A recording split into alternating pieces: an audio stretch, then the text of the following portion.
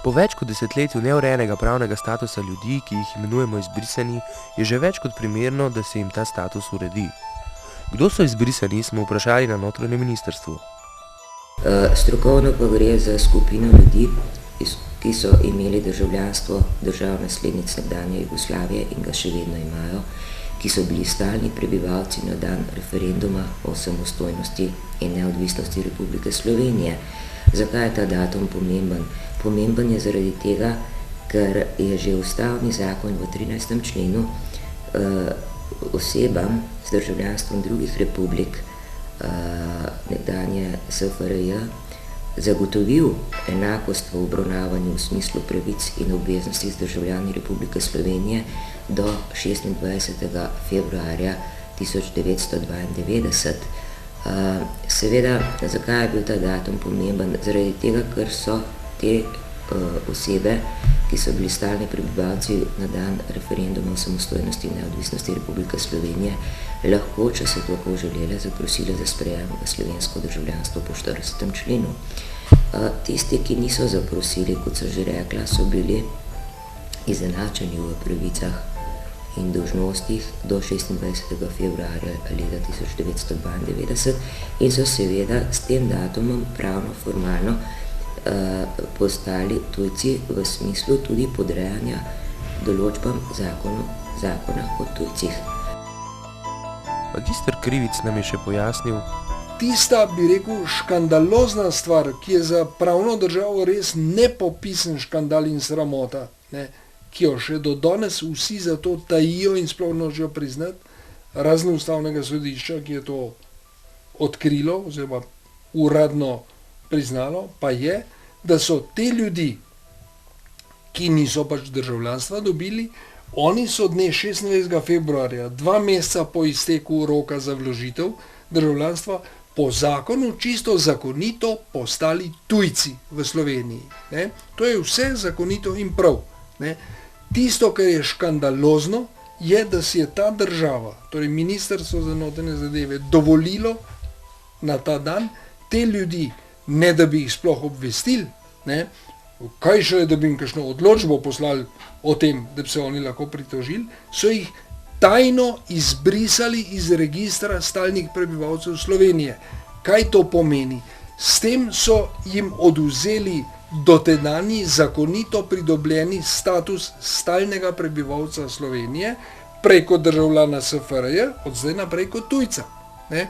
Ker tujci, moramo vedeti, so taki, ki samo pridejo kot turisti, so taki, ki so samo začasno tukaj in so taki, ki so stalno pri nas, so stalni prebivalci Slovenije. Ne?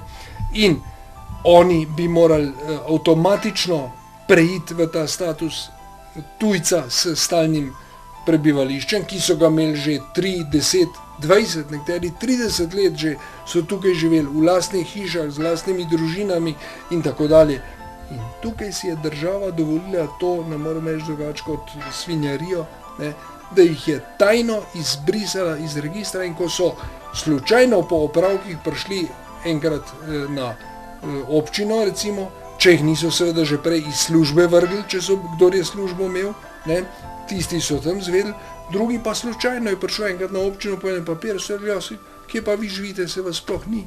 Prav, ja, kako je, živim doma? Ne? Jo, ne, vi ste izbrisani. Ne? Ja, kako je izbrisan? Ne? Mislim, torej nekaj neverjetnega. Ne? Torej, brez vsake odločbe, brez vsega so ljudem vzeli pravno podlago za eksistenco. Službe so izgubili, kdor je za penzijo vplačeval, nekateri so še kar naprej vplačevali za penzijo, ampak nič dobili. Ne? Torej, mislim, izgubili so vse pravice. Ne? Torej, popolnoma nezakonito. Ne? Torej, to je nekaj, kar se ni zgodilo. Jaz precej, bi rekel, stvari po svetu poznam, ne? Pač sem se s tem tudi ukvarjal. Torej, ne poznam primera, da bi se karkoli podobnega kjerkoli na svetu zgodilo. To je nekaj tako nezaslišanega, da to tudi pojasnjuje, zakaj tudi današnji uradni predstavniki države in vseh teh 10 let neprestano, v bistvu bom kar direktno rekel, lažejo in zavajajo javnost, da se to ni zgodilo, pa da je bilo to nekaj drugega in tako dalje. Zakaj? ker so se začeli zavedati, kakšno breme odgovornosti leži na njihovih plečih in jo hočejo prevreči na nas, češ jo, saj ste sami krivi, ne, oziroma na te nesrečne ljudi, zakaj pa niste državljanstva vzeli. Vzeti državljanstvo je pravica, ne dolžnost. Ti ga vzameš, če češ, in ko se toliko govori o špekulantih, špekulante lahko iščeš kvečemu med tistimi, ki so pravočasno vzeli državljanstvo, da so si s tem status zagotovili, ne pa pri teh revežih, ne, ki večinoma zaradi neznanja tega pač niso naredili, ali pa so mislili, dobro, pač ne bom državljan Slovenije. Kaj to pomeni, ne bom državljan? To bi smelo pomeniti samo, da političnih pravic nimam, ne grem na volitve. V redu, sem se pač temu odpovedal, ampak ne morem se pa odpovedati temu, da bom jedel in spal in živel pod streho, ne. Razumete, torej, to je nekaj nepopisnega, kaj se je zgodilo, ne. Na ministrstvu na takšne očitke odgovarjajo dokaj nejasno. Moram reči, da je vsebina področja, to, kar mediji poimenujete izbrisanci, silno kompleksna in strokovnega aspekta tudi precej zahtevna. Gre za večplastna vprašanja, ki pravzaprav pogojujejo razmišljanje o tem, v kakšni meri je bila zakonodaja pri nas ustrezna in kaj v kakšni meri ne. Ko smo zapuščali Ministrstvo za notranje zadeve, je bil na okencu gospod, ki bi rad uredil državljanstvo za svojo ženo. Od 88. leta moja žena živi tu in imamo hišo svojo, 2 lokala. Moja žena nije državljan Slovenije, ker ne zna slovenski jezik, ki je stara 55 let, ne mora narediti izpit.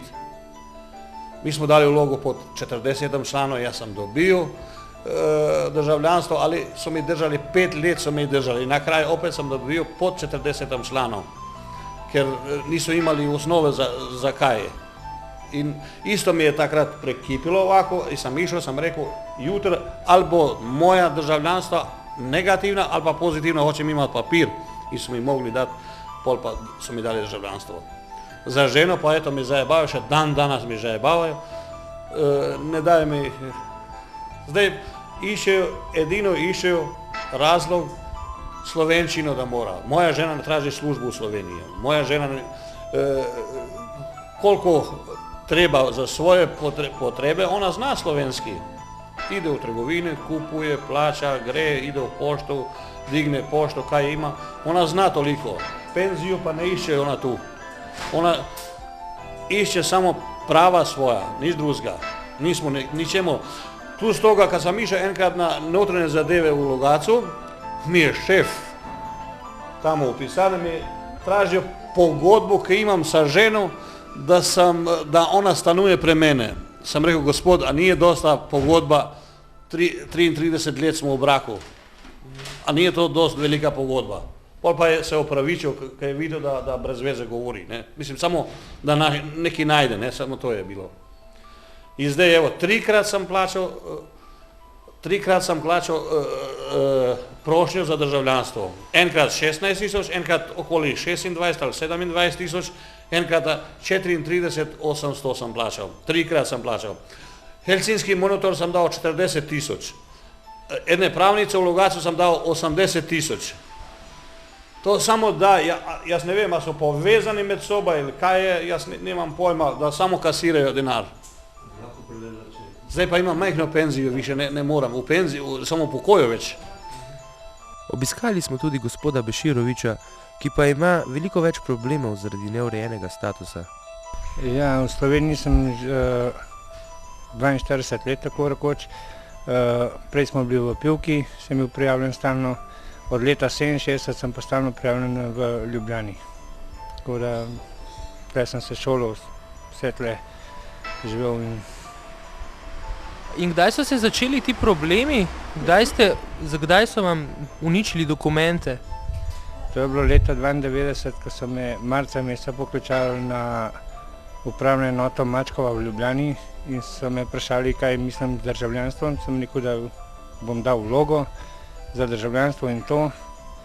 Pa so mi rekli, da sem prepozen. Jaz sem jim rekel, da sem imel zdravstvene probleme, da sem bil po bolnicah, da sem imel hudo prometno nesrečo, da nisem uspel pravočasno dati vloge za državljanstvo. Ta uradna oseba me je vprašala, če imam osebno izkaznico s sabo. Sem jo imel, sem jo dal, ta osebna izkaznica je bila izdana 29.4.91. Marca meseca 92 mi jo vzela, mi jo preluknila in rekla, da sem izbrisan iz prebivalstva Republike Slovenije. Ampak ves ta čas ste pa živeli v Sloveniji, vendar s težavo. Ja, Slovenijo nisem zapustil niti za en dan, bil sem zmeraj v Sloveniji, tudi otroka sem dobil, ki ima zdaj 13 let, Alen mu ime, živel sem težko, da vam iskreno povem, tudi po parkih, starih avtomobilih, po kleteh, kar lahko dokaže tudi tle ena oseba, ki je ve za to moj problem. In tudi zdaj jaz nisem imel, no. Vi ste bili ves ta čas, ko je bil rok za oddajo prošnje za državljanstvo v bolnišnicah, se pravi, da fizično niste mogli potem oddati prošnje? Eno tako je, jaz sem bil najprej, februarja sem bil operiran na kolku v Medenici, ki imam še zdaj ploščico v Medenici, potem sem bil mesec dni doma, nato sem me dal v zdravilišče Dolenjske Toplice, nisem mogel stopiti na noge, imel sem bergle in ko da zdravstveno nisem bil sposoben, da bi šel, na kar je moja življenjska sopotnica, ki nisem bila poročena, je šla vprašati, če lahko nas mene vloži, pa ji niso dovolili, ker pač nisem poročena. Imeli ste pa tudi težave s policijo. Kaj pa se je zgodilo takrat? Ja, to je bilo pa lansko leto, maja meseca, v tem lokalu so nas legitimirali, kot so imeli, pravi, da legitimirajo, ne. In jaz nisem nobenih dokumentov, sem me odpeljali na postajo policije Bežigrad, tam sem plačal kazen 10 000, ker nisem imel dokumentov. Potem so me peljali na sodišče, na Malo ulico, da naj bi me izgnali iz države. Toda sodišče je ugotovilo, da nimam nobenih prekrškov, nič, da nisem v nobenem postopku in je dalo odlok, da ni razloga za izgon iz Republike Slovenije.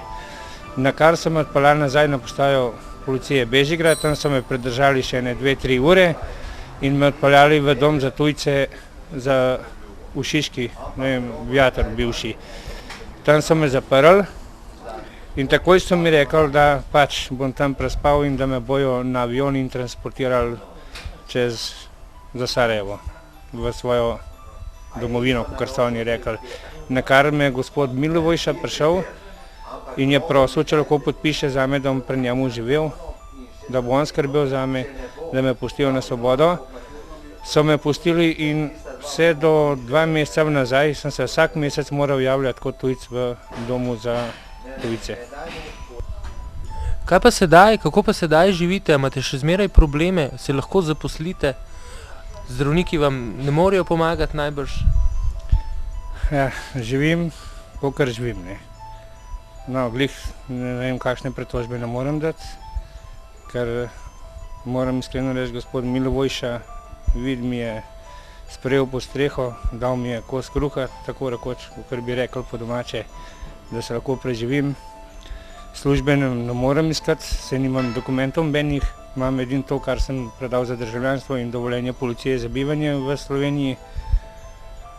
Kar se tiče pa zdravstva, imam pa velike probleme, imam odprte ulkuse na nogah, ker imam velike bolečine, na desno oko ne vidim, po telesu imam izpostavljene zelo vidne žile in doktorji pritiskajo na to, da bi čim prej dobil državljanstvo Republike Slovenije in da bi me dali v bolnice na preiskave, kar je zelo kritično že. Kako pa vidite rešitev tega problema? Da vam država takoj prizna državljanstvo, stalno bivališče, ali je mogoče še kakšna druga pot? Ja, meni je bitno, da oni meni dajo državljanstvo. Da se lahko prijavim, da se lahko zavarujem in da se lahko zdravim. Da se zdravje izboljšam, ker to je neizdržno, ker meni pride, da tudi po 14 dni ne ostanem iz posle, ker imam take bolečine. Pomagam človeku, ki ga poznam, sem ga večkrat srečal, videl sem, trudi se, matra se ne krade, ne otima, živi, dela vse in na ta račun mu jaz osebe dajem $10,000. $10,000 mu dam za pomoč, podarim. Zagovorniki izbrisanih poudarjajo, da so izbrisanim bile kršene človekove pravice. Iz doktorske naloge Jelke Zorc smo povzeli naslednje kršitve človekovih pravic.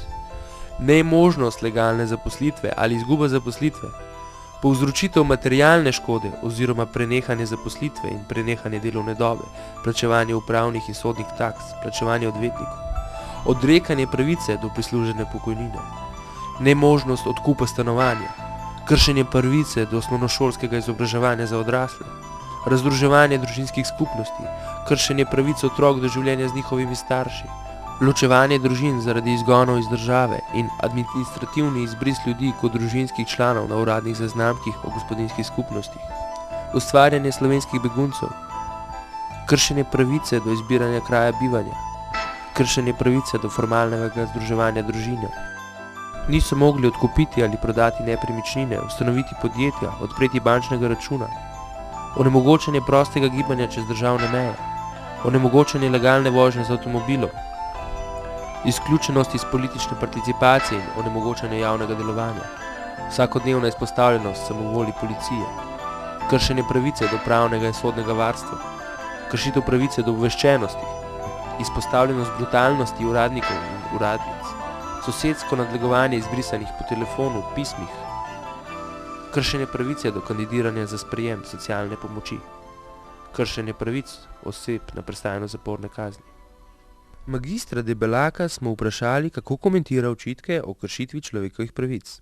Danes gledati za nazaj 12 let, skoraj 13 let in ugotavljati človekove pravice je po svoje verjetno najenostavnejše, če seveda izhajaš iz tiste pravne ureditve, ki je bila takrat, ampak zakon je bil seveda napisan, sprejela ga je takratna skupščina, sprejeli so ga vsi ti poslanci, nekateri so še danes člani državnega zbora in takrat to nikakor ni izgledalo, da bi šlo za kršitve človekovih pravic.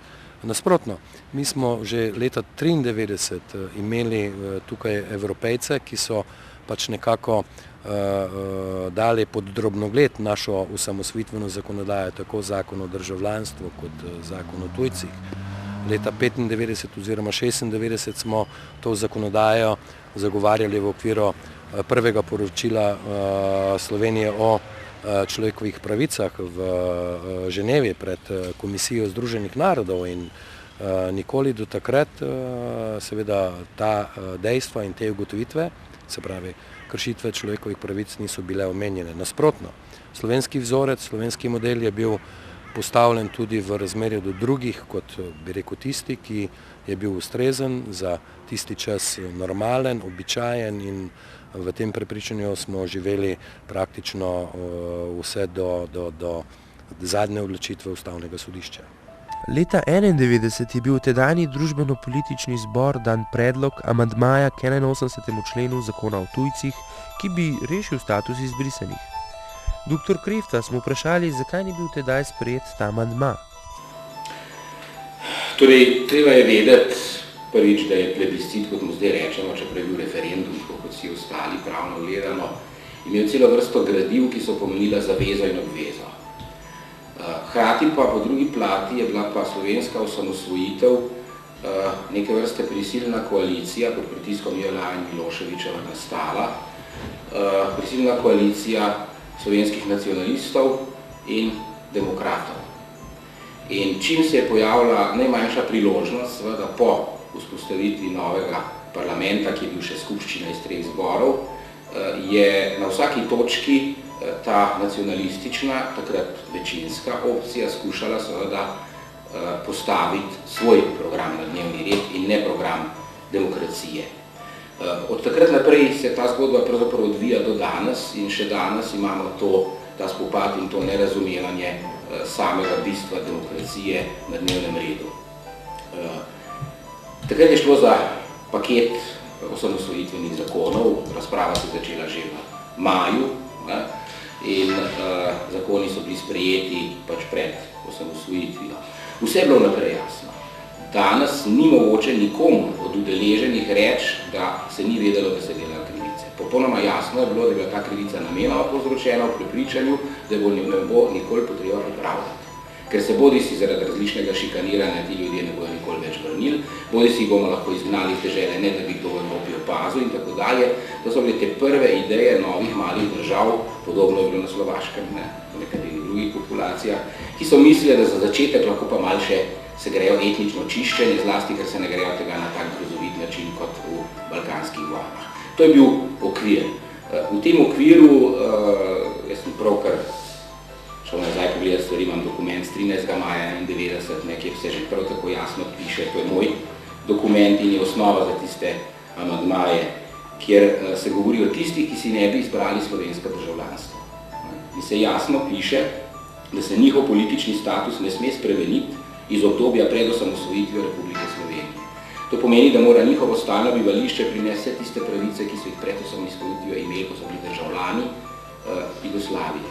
Pravno je bila ta pozicija takrat prav tako podprta, se pravi, da je imela oporo pravne stroke, ne samo, da je to tisto, kar smo obljubili za plebiscit na plebiscitu, ampak da je to tudi tisto, kar je v skladu z mednarodnim pravom. Skratka, vse današnje posledice so bile predvidene, krivica je bila storjena namenoma, zato je seveda tudi popraviti. Magister Debelak pa je nesprejetje amandmaja komentiral drugače.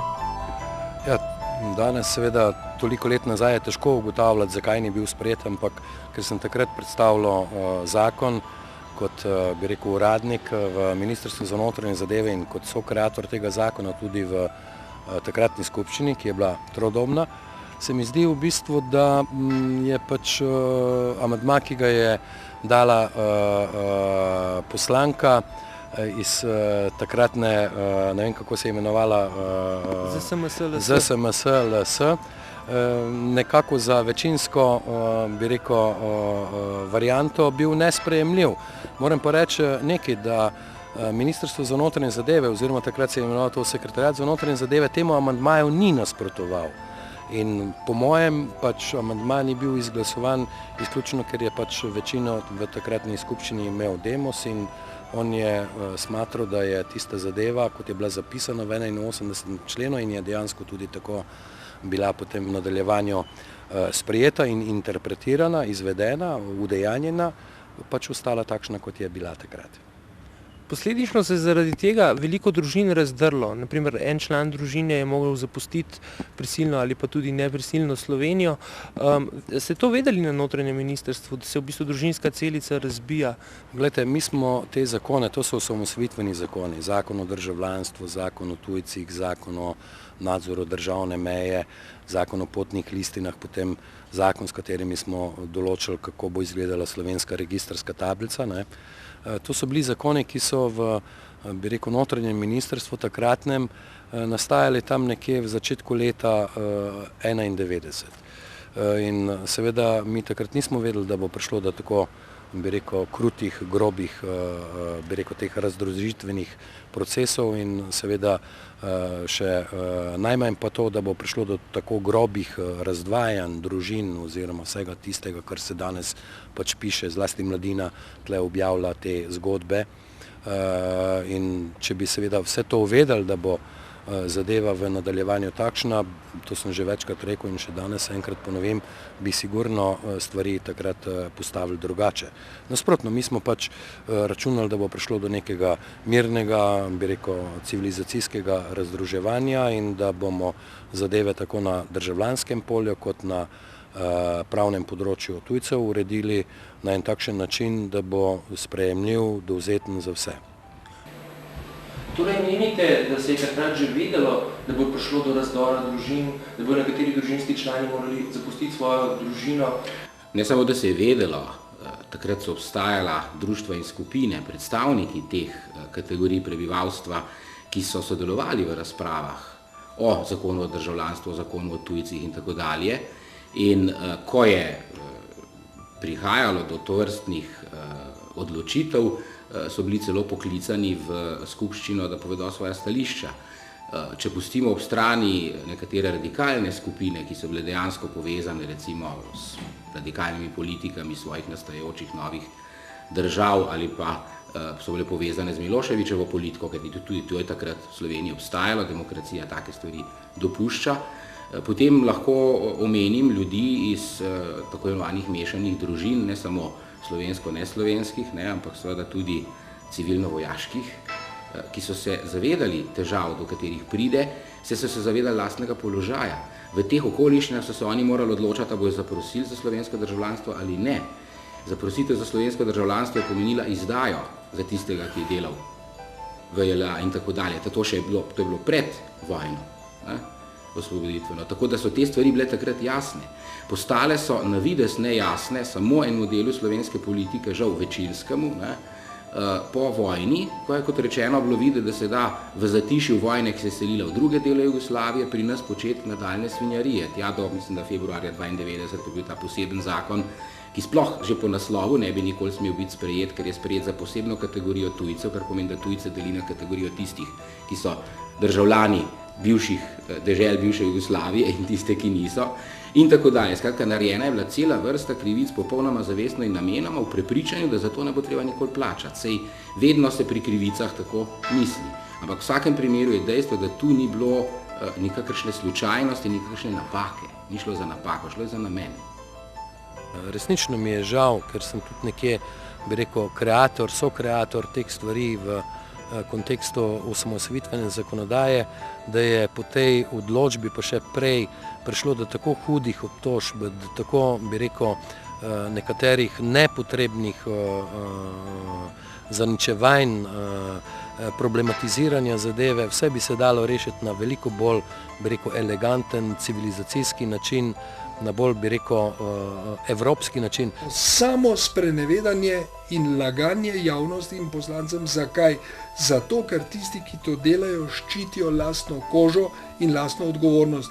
Za te ogromne škode, ki so nastale, in zdaj bo ta škoda samo povrnjena, to je odškodnina, to so povzročili ti ljudje, ti politiki, ki so to nezakonito ravnanje zagrešili, in jasno, da oni nimajo toliko denarja, da bi vse to poplačali, ampak ena morala bi zahtevala, da so oni prvi, ki bi nosili in politično odgovornost in tudi materialno odgovornost za to ogromno škodo, ki so ljudem in s tem celi Sloveniji povzročili, tudi mojemu žepu, ker mi vsi bomo seveda morali te škode zdaj plačati. Kdo pa drug? Strici iz Amerike jih ne bo, pa če mu še tako nekam lezemo tam pri NATO in pri Iraku, če sem malo zloben, jasno, da jih bom jaz plačal in mi vsi jih bomo plačali. Od nas je pa odvisno, ali smo tako za luno, če smem tako reči, da bomo tistim, ki so pa krivi za to, bomo pa vse odpustili, bomo rekli, vi pa kar pejte, se niste nič krivi, oni so krivi za to. Kako naj se država oddolži za krivice, ki jih je storila izbrisanim? Ko so stvari razveljavljene, so razveljavljene in potrebno je vzpostaviti prvotno stanje. Najpomembnejše pri tem je to, ko je narejena poteza celo države, kar je mnogo huje, kot če to stori posameznik ali neka civilno-družbena skupina ali podjetje, je to še toliko pomembneje. Ni se mogoče vprašati, a je bilo komu upravičeno oduzeto stalno bivališče in komu neupravičeno, ker je bil način odvzema izven praven. Šlo je za izvensodne postopke, pri katerih prizadeti niso mogli storiti zase nič. To pomeni, da treba vsem vrniti stanje, kakršno je bilo pred sprejemom tega zakona in pred temi državnimi represalijami.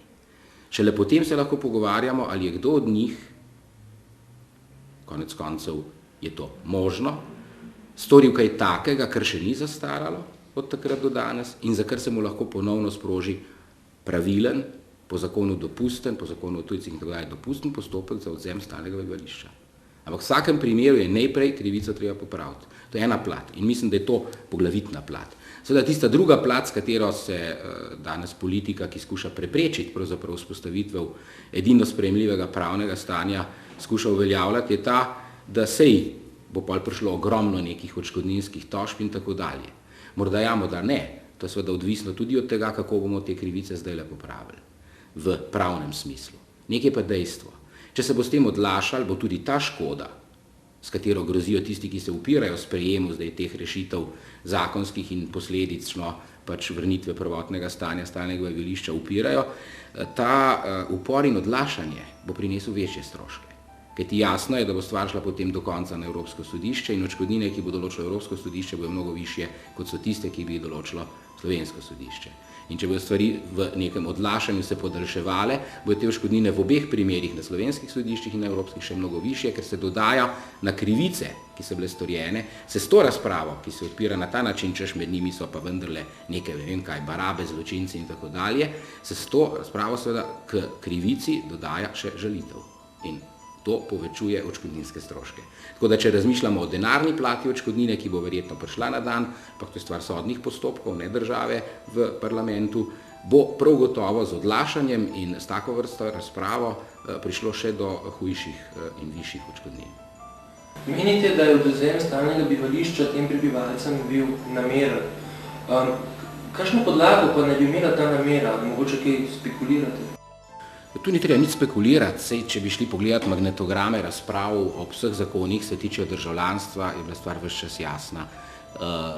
Nacionalistična struja, in da ne bom krivičen, tudi Zveza komunistov Slovenije je bila že v koncu 80-ih let koalicija med nacionalisti in demokrati, prav tako kot Demos, kar se je videlo seveda pri vseh razpravah. Skratka, tu je šel res preko glav. In ta nacionalistična struja je imela predstavo prvič. Državljanstvo je nekaj, kar pripada Slovencem kot etnični skupnosti, ki je avtohtona na tem ozemlju. Vsi drugi so priseljenci, pa ne so tukaj tudi že 1000 let. Vsi drugi so že v podrejenem položaju. Te, ki so prišli pa z juga, južnjaki, so pa nezaželeni, prišli so pravzaprav zato, ker je šlo za napačno pot razvoja, v kateri smo rabili neuke industrijske delavce, treba se jih je znebiti. Treba se je znebiti mešanih družin, ker kvarijo Slovenijo, treba se je znebiti tega skratka sloja in če že ostanejo tukaj, jim je pa treba seveda preprečiti, da bi dobili kakršnekoli pomembnejše pravice. To je bila politika nacionalizma takrat. Po mnenju mnogih izbris nekaj 10.000 državljanov drugih držav naslednic nekdanje SFRJ iz registra stalnega prebivalstva Republike Slovenije v začetku 90-ih let predstavlja najhujše kršenje temeljnih človekovih pravic in svoboščin v Sloveniji po njeni osamosvojitvi. Velika večina teh ljudi je bila izbrisana iz registra stalnega prebivalstva Republike Slovenije 26. februarja 1992. Ustavna pritožba zoper izbris je bila vložena že leta 1994, vendar je tedanja zasedba Ustavnega sodišča blokirala odločanje o tej zadevi.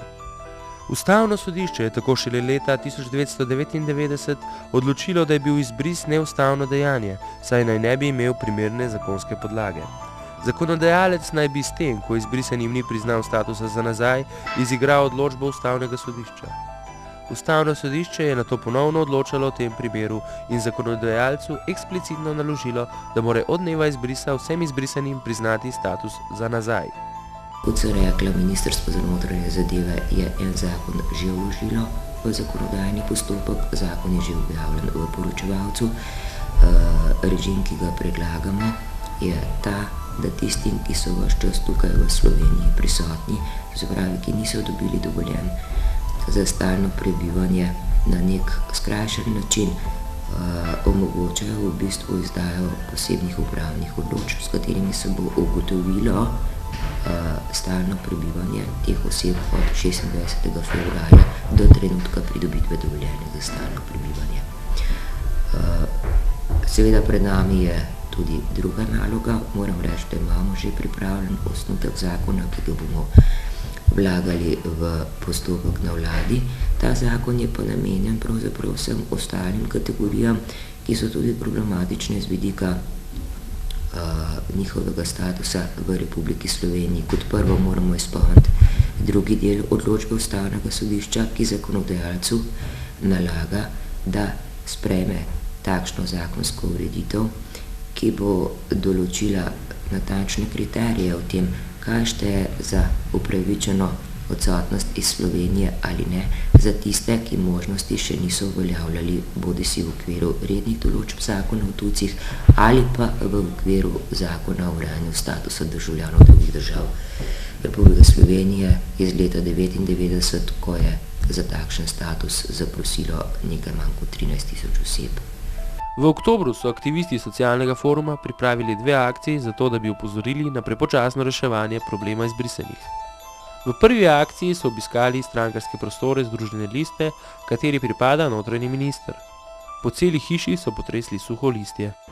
Glejte, civilna družba, to je, bi rekel, ena zadeva, ena stvarnost, s katero se mora Slovenija seveda soočiti in tudi tisti, ki mogoče o problemu izbrisanih imamo drugačno mnenje, moram reči, da to sprejemamo. Ne vem, jaz sem včeraj gledal to na televiziji, če je to bilo najbolj okusno, da so seveda tam pričo tiste gospe, ki je bila edina v tisti stavbi Združene liste, posipavali pepel, ob tem so pa bili še obleče v neke bele prte, v neke bele halje. Verjetno se je tista gospa tudi prestrašila, ker so imeli neke rdeče fleke narejene in ne veš, ali je to kri ali je kaj podobnega, ali je to ta pravi, bi rekel, pristop oziroma ta pravi namen. Ampak v redu, civilna družba, tako imenovani tretji sektor, so stvari, ki bodo v nadaljevanju zmeraj bolj prisotne.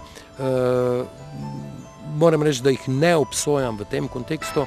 Zdi se mi pa zelo čudno in zelo zanimivo, da pa takrat, ko se je neke vrste neka ad hoc skupina ustanovila, ki je, bi rekel, problematizirala ustavno odločitev okrog izbrisanih in posredno sem se v to ad hoc skupino vključil tudi jaz, so pa seveda vsi, zlasti pa ti iz sedanje civilne družbe, iz nekega levega foruma in tako naprej, pa začeli govoriti, da je pa to nesprejemljivo, da pač napadamo ustavno odločbo, da jo problematiziramo. V to so se vključili še univerzitetni profesori, ki jih sicer po njihovem strokovnem znanju in vseh ostalih stvarih izredno visoko cenim. Kaj hočem povedati? Hočem povedati, da je treba v tem kontekstu balansirati zadeve in dati enake možnosti, da nekdo izreče svoje mnenje na takšen oziroma na drugačen način. Drugo akcijo so izpeljali pred parlamentom, kjer so se ulegli na cestišče ter s telesi izpisali besedo izbris. Ta naša akcija lahko je poimenujemo akcija za hitro posredovanje in takšne akcije bomo nadaljevali in veseli me, da je to zdaj danes bolj neka koalicija na strani izbrisanih kot sami izbrisani. Tu akcijo so pripravili ljudje iz socialnega foruma in ostalih nevladnih organizacij. Nismo več sami, zdaj se malo lažje borimo. Proti politikom seveda. 16. oktobra je v Ljubljani Evropska komisija proti rasizmu in nestrpnosti pripravila okroglo mizo. EKRI priporoča slovenskim oblastem, da ukrepajo na številnih področjih. Sogovorniki so obravnavali tudi položaj pripadnikov nekdanjih jugoslovanskih narodov, ki živijo v Sloveniji. Dotaknili so se tudi statusa državljanov drugih republik nekdanje Jugoslavije, ki so bili februarja 1992 izbrisani iz registra stalnega prebivalstva Republike Slovenije. Ob tem je predsednik društva izbrisanih Aleksandar Todorović izrazil pomisleke do zakonskih rešitev, s katerimi naj bi uzakonili odločbo Ustavnega sodišča, saj predlog zakona o izbrisanih predvideva, da bodo morali izbrisani dokazovati, da Slovenije niso zapustili za več kot leto dni. To se mu zdi sporno predvsem zato, ker so državni organi sami po izbrisu mnoge izgnali, ker niso imeli veljavnih dokumentov. It is that I am well aware of the issue to which he refers, and I know that this is a matter which is being dealt with in the legislation which has been introduced, and I think he is talking here about the systems law rather than the technical law. But at the risk of appearing wanting to evade the question, the fact remains that this is a matter of internal Slovenian political debate, and it would be very wrong for me to comment on it in a way which presumed that that is how it is eventually going to turn out. I don't think either ECRI or any other group in the Council of Europe could look at the situation until it is absolutely clear what is going to happen. All I would say is that in any given situation, in any member state of the Council of Europe, in the final analysis, a state has to comply with the international obligations of the international instruments which it has signed. And the chief among those, of course, is the European Convention on Human Rights in the case of the Council of Europe. Magister Krivic je nedavno poslal pismo vsem poslanskim skupinam, v katerem jih je opozoril na zavajanje Ministrstva za notranje zadeve. Trditi, da ni res, da takrat nihče ni bil izbrisan, ampak da je bilo 18.305 ljudi samo predstavljenih iz registra stalnih prebivalcev v registr tujcev, je napačno. Dejansko naj bi bili izločeni oziroma izbrisani iz živega registra stalnega prebivalstva in fizično predstavljeni, takrat so bili to še kartoni, v mrtvo evidenco registra stalnega prebivalstva, ne pa v registr tujcev.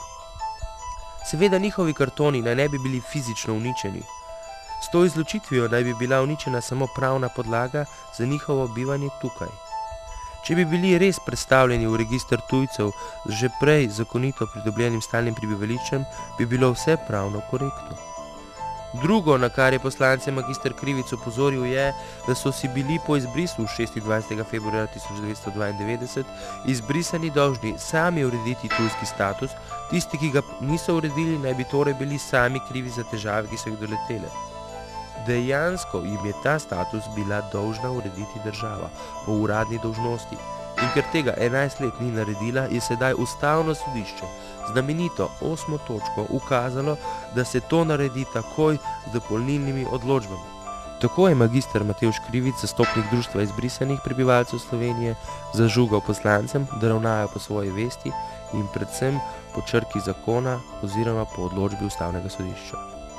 Bodo status izbrisanih po sramotnih 11 letih z velikimi stroški iz davkoplačevalskih žepov le uredili?